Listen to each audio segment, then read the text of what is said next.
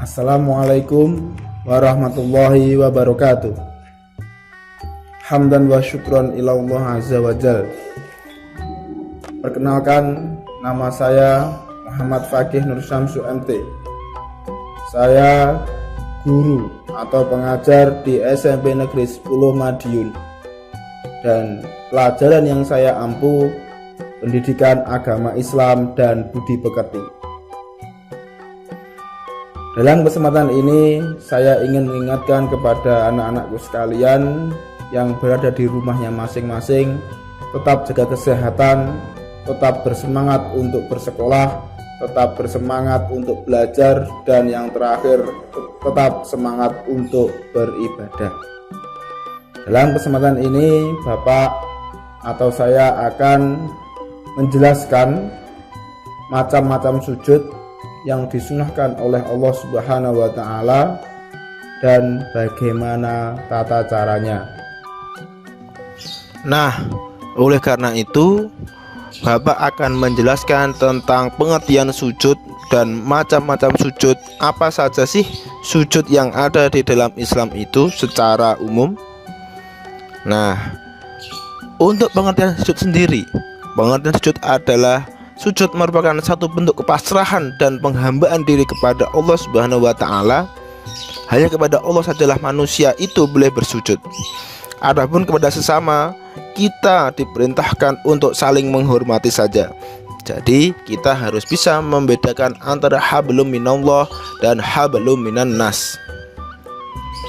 Untuk macam-macam sujud sendiri, anak-anakku sekalian perlu kalian ketahui, macam-macam sujud itu ada 3. Yang pertama sujud syukur, yang kedua sujud sahwi, dan yang terakhir sujud tilawah. Untuk sujud syukur sendiri anak-anak, artinya berterima kasih kepada Allah Subhanahu wa Ta'ala. Jadi sujud syukur itu adalah dilakukan ketika seseorang memperoleh kenikmatan dari Allah atau telah terhindar dari bahaya untuk mengungkapkan syukur. Seringnya kita hanya dengan mengucapkan kata alhamdulillah. Ternyata di samping dengan mengucapkan hamdalah, kita juga diajarkan cara lain untuk mengungkapkan rasa syukur tersebut. Untuk dasar hukum sujud syukur sendiri itu ada hadis, yaitu an Abi Bakrata an-Nabiyya sallallahu alaihi wasallam kana idza atahu amaru yamurruhu au busyra bihi kharasa jidang syukralillah, rawahu Abu Dawud wa Tirmidzi. Yang artinya dari Abu Bakrah, sesungguhnya apabila datang kepada Nabi sallallahu alaihi wasallam sesuatu yang menggembirakan atau kabar suka, beliau langsung sujud bersyukur kepada Allah Subhanahu wa Ta'ala. Hadis riwayat Abu Dawud dan Tirmidzi. Jadi anak-anakku sekalian, perlu kalian ketahui, kita umat Islam tidak hanya dituntut untuk mengucapkan hamdalah ketika kita mendapat kesenangan, kita mendapat nikmat dari Allah Subhanahu wa Ta'ala, tapi kita juga dituntut untuk bersujud syukur kepada Allah Subhanahu wa Ta'ala.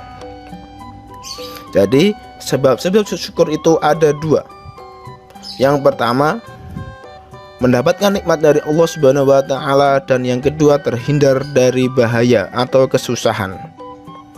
Untuk tata caranya sendiri, silahkan kalian melihat tutorial atau kalian melihat tata cara sujud yang ada di YouTube, atau nanti Bapak akan tayangkan di dalam video Bapak ini step by step dari sujud syukur itu sendiri.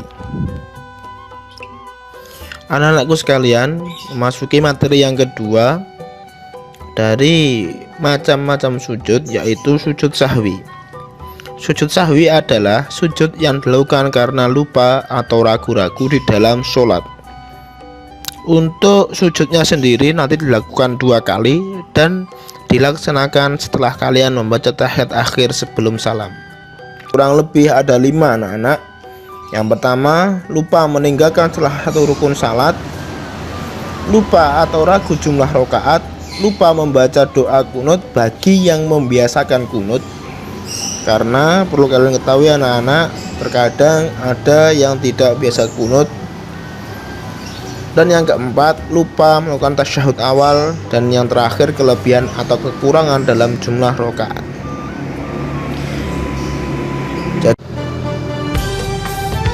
Nah, saya sudah jelaskan kan, atau sudah menjelaskan tadi apa saja sujud-sujud yang disunahkan oleh Allah Subhanahu wa Ta'ala, dan Bapak juga sudah menjelaskan bagaimana tata caranya.